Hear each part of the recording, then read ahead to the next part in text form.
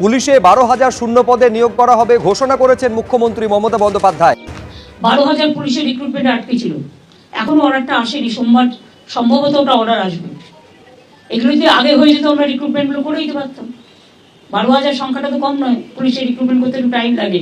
তাও আমি বলেছি বেশি টাইম না নিয়ে ডাক্তাররা যেমন আমি এখন অ্যালাউ করে দিয়েছি, যারা পিজিটি করে মনে করুন বা এমএস করে, এমডি করে, নানা রকম আছে, তো তারা ডাব্লিউবি মানে ইন্টার্ন করবার পর তাদের আমি বলেছি তারা পড়াশোনাও করবে, আবার তারা চিকিৎসাটাও করবে, সেরকম পুলিশের ডিউটিও করবে, আবার ট্রেনিংটাও নেবে।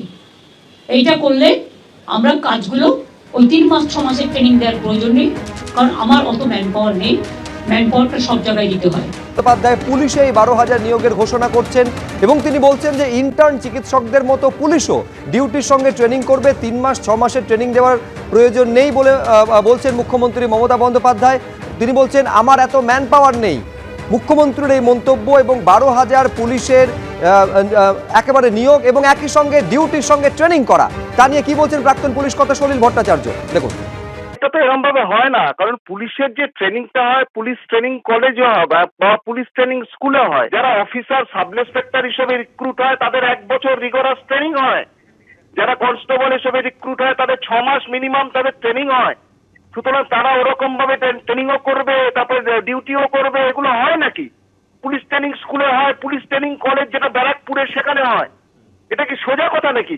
তার মানে কি তার মানে তো তাদের ট্রেনিং বা লেসন শিক্ষাটা জিওপার্টাইজ হয়ে যাচ্ছে।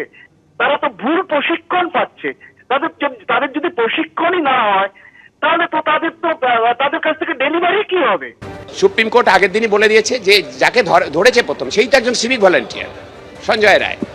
এরপরে হচ্ছে যে ভাতারে, বর্তমানের ভাতারে, তারপরে অন্য বিভিন্ন জায়গায় যে এই যে আর্জিকর করে দেবো বলে কারা করেছে, সিভিক ভলান্টিয়ার। সেই সিভিক ভলান্টিয়ারকে আবার 3 দিনের ট্রেনিং, উনি তো 7 দিনের ট্রেনিং দিয়ে ডাক্তার করে দেন, 4 দিনের ট্রেনিং দিয়ে নার্স করে দেন, 3 দিনের ট্রেনিং দিয়ে তাদের নিরাপত্তা কর্মী করে দেবে। এতে থ্রেড বাড়বে আরও।